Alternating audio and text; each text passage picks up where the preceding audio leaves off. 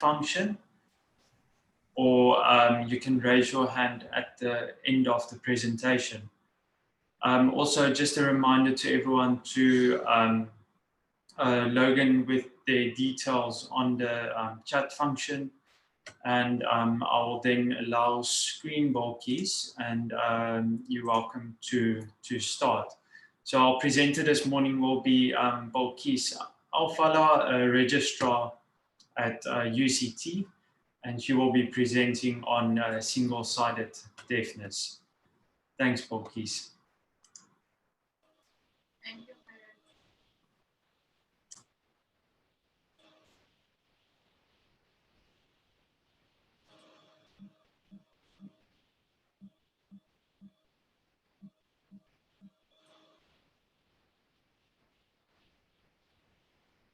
Can I start?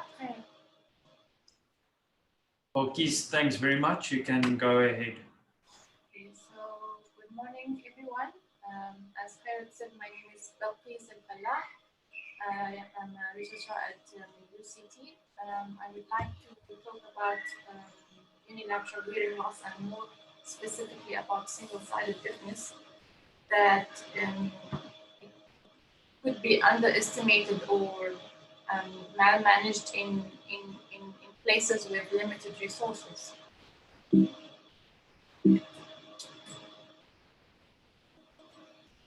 So I have no disclosures, and my studies are referenced. As a definition of single-sided deafness, it's a severe to profound hearing loss in only one ear with a pure tone average of 60 dB or more.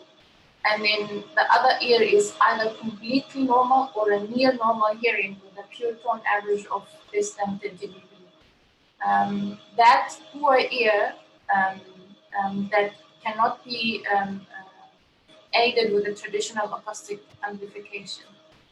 And we just need to notice that single-sided deafness is different from asymmetrical hearing loss, because patients with asymmetrical hearing, they have hearing loss in both ears with different severities. So there are multiple causes of single-sided deafness. Most commonly, that is idiopathic sensorineural hearing loss, but there's other long list for single-sided deafness, ranging from chronic otitis media, virulent fistula, acoustic neuromas, and other diseases like auditory neuropathy, and some infections like congenital infection like CMV, mumps, and meningitis. So normally, being able to hear with two ears has many advantages, which are understanding speech better, clarity of speech, localization of sounds, hearing in a noisy environment, background, and other more advantages. And these patients with single-sided deafness, they will lose all these advantages because they lost the hearing in one ear. So patients with single-sided deafness, they have a deficit in binaural hearing, which is using both ears to perceive sounds from the world around us. And I'm just going to talk about some physiology of binaural hearing, and as knowing that the sound has multiple characteristics, which are frequency, intensity, and time. And any change of these characteristics can be detected by the brain and then can be managed accordingly. And these changes can be an intraoral time difference, intraoral loudness difference, intraoral frequency difference, or it can be head-related transfer function. I'm going to briefly speak about each one of this. So an intraoral time difference, it is important to localize low-frequency sounds, and in the normal ear can detect a time difference as slight as 30 microseconds.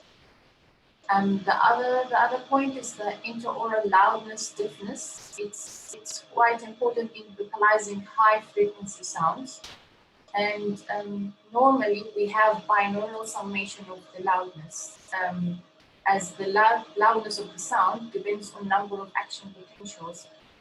Each ear will contribute to the action potential that reaches the brainstem, and then the number will double if we have 2 ears instead of 1. So we will hear the sound more louder. In relation to a head transfer function, we know that the head acts as an acoustic barrier between the 2 ears, and it can reflect sounds that their wavelengths are smaller than the dimension of the head. So for example, so the low frequency sounds, they have a long wavelength. So they tend to bend around the head and they can be largely unaffected. But on the other hand, the higher frequency sounds, they have a very short wavelength, so they are less than the dimension of the head. It means that they will be reflected by the head shadow effect, and this will lead to difficulty to hear the sounds clearly and nicely. Our central nervous system is able to process any slight difference of auditory input by using 2 ears, and it has the ability to use 2 phenomena which are known as binaural squelch and binaural redundancy. So what is binaural squelch? Is the ability of the central nervous system to suppress any interfering noises, that is, and being able to focus only on the targeted sounds by using the binaural selectivity. So this will give us a better communication in a background noisy environment. The other phenomena is the binaural redundancy, is the ability of the central nervous system to fuse the information that are coming from both ears, and then it's being able to filter unnecessary information and only receive the source of the sound. So I think the most important or affected groups with single-sided deafness are children, because they are at the age of learning language. So these kids with unilateral hearing loss single-sided deafness, they will have effect on their speech recognition, language development, and also their ability to localize sounds. So I found this study which done in 2017, which involved 21 children with single-sided deafness, comparing with normal peers with a normal hearing. And they have run some language tests for both groups, and then they concluded that children with single-sided deafness, they have been lagged behind with their scores on the language tests. So it's better to intervene early to minimize these problems, specifically in children. Because if there's any delay, these language and other deficits cannot be restored. What I found interestingly also that these children with sensorineural hearing loss, they have also balance disorders, and then even by using these simple balance tests to perform on children, from this study, they found that they have a very low scores on balance tests comparing to the normal hearing kids with the statistical significant results.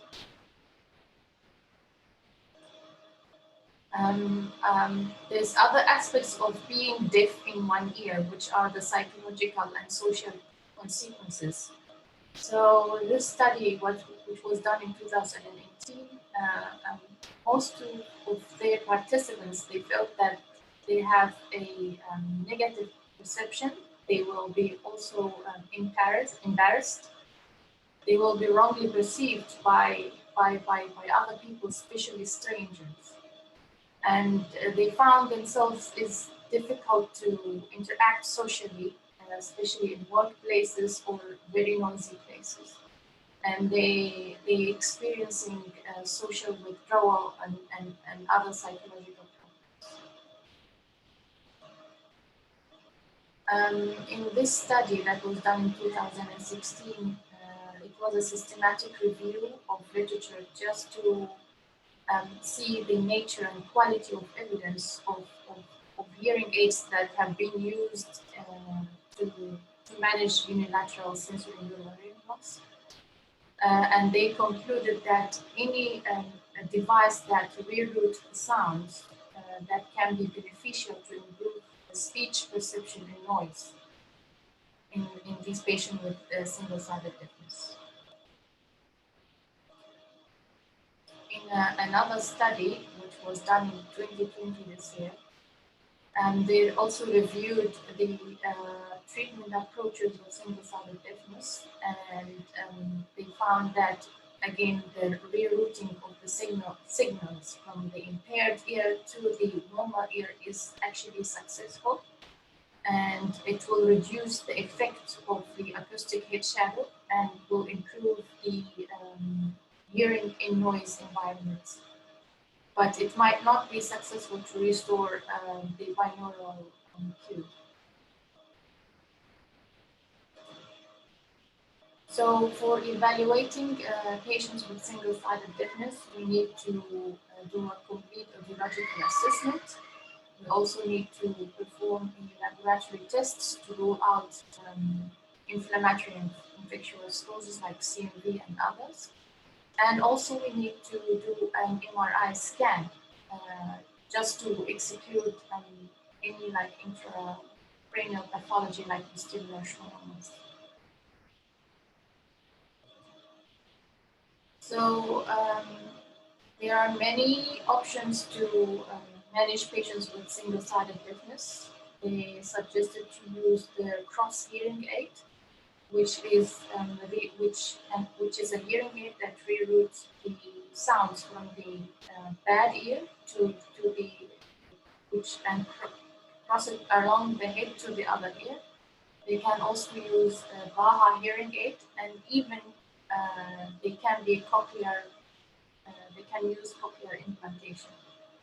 But these options actually they are either expensive or inaccessible in places with limited resources, like our African countries.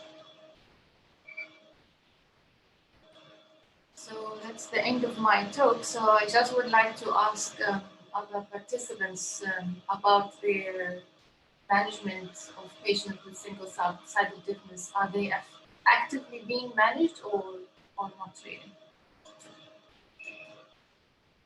Thank you.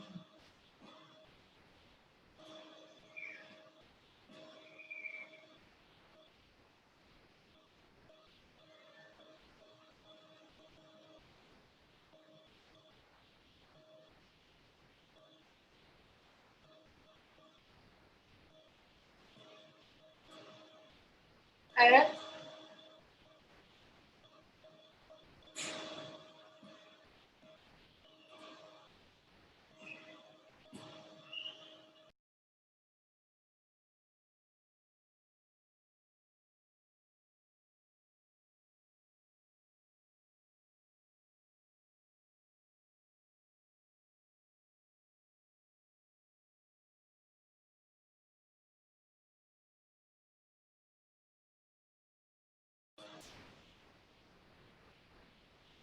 Kairat, can you hear me?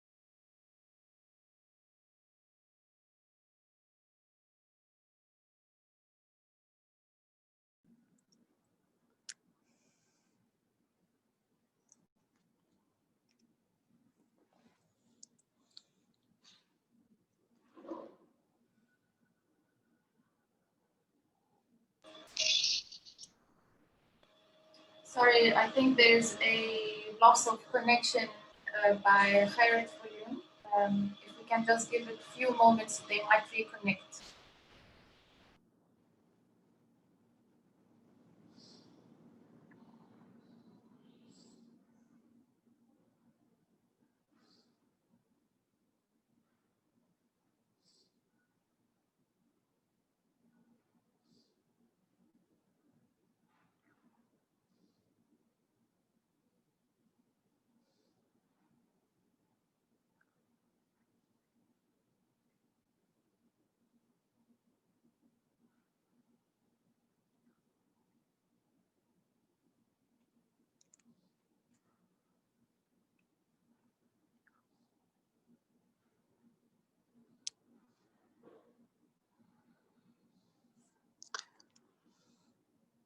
Hello. Can I comment? Yes, please. Go ahead. Yes, please. Hello. Good morning.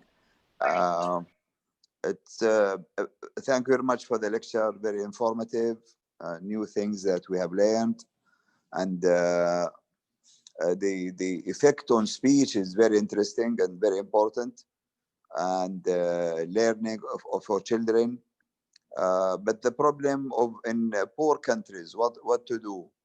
Just to tell them no hope, nothing to do? No. I found recently, while searching for some instruments in these Amazon and similar things like Alibaba search engines, they're very cheap hearing aids being made for, I don't remember how much, maybe $20, $30. Astonishing. So things which may be made in India or China or Taiwan or Korea or so, and a good quality and very cheap. Maybe cross aiding is also another solution that can help if they can also do the same from these organizations or factories. If you encourage them to do that, I think we can improve the quality of life of our patients. Thank you very much. Thank you. Thank you for your comment. Sorry, we lost our connection. We are back online. Are you still going on strong? I'm done with the presentation. Okay, thanks, Porkies. I would just like to give Dr. Harris a quick speaking opportunity. Tasneem, would you like to just comment on your experience of single-sided deafness? Thanks. Thank you, Porkies. That was a very nice presentation. I think historically, we've always thought that these people were fine, but obviously research has shown that they're not fine, especially the children. I think one of the issues that we have in state is that single-sided deafness to treat can be quite expensive. And so I think this is one of the main issues regarding the management of single-sided deafness. I think the problem with the cross is that even though it's an option, it's very tiring to actually use, and it takes a long time for people to learn to use them. So even though it is the cheaper option of the cross and the CI that you, in terms of options that you gave, it requires a lot of work on the patient to actually use it. And I think it can be, they can be quite fatigued by the end of the day just in trying to use the cross. So yes, it is an option, but I don't think it's for patients, don't report, anecdotally, they don't report that it's an ideal option for them. I think because of the amount of work that it requires from their side. But I mean, as you've shown in children, it has been shown that in terms of their language skills, there is a huge problem. But I think one also must not forget the adults, and that more and more we are now seeing adults, particularly who are employed, who are saying that they're unable to cope well in certain environments. And so while the management of before has been very much on treating people. I think one mustn't forget that these patients exist. And I think hopefully in the future, as soon as we get more funding available, it is something that we can focus on, because it is a huge quality of life issue that I think mustn't be ignored.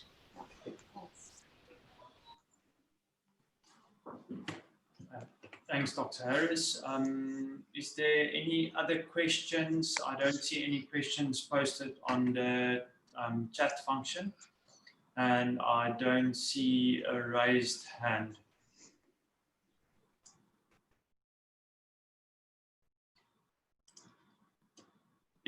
If there's no other questions, I'm going to conclude this session. Just a reminder that there's no meeting this coming Friday, and the meetings will resume next week, Wednesday again. Thanks. Can you allow me a comment? Can you allow me a comment, please? Go ahead. Yes, please. Thank you. Just I wish to listen to some detail about the laboratory tests. What should we do to say screen for infections? Maybe one of the causes in many areas, which can be also important, is brucellosis. So it can cause profound bilateral sensory neural hearing loss. Thank you. Thanks, Dr. Jeffrey. I think the topic this morning is more focused on single-sided hearing loss and not so much on the congenital infections. But thanks for your comment. Thanks, everyone. I'll conclude the session, and we'll continue again next Wednesday. Thanks.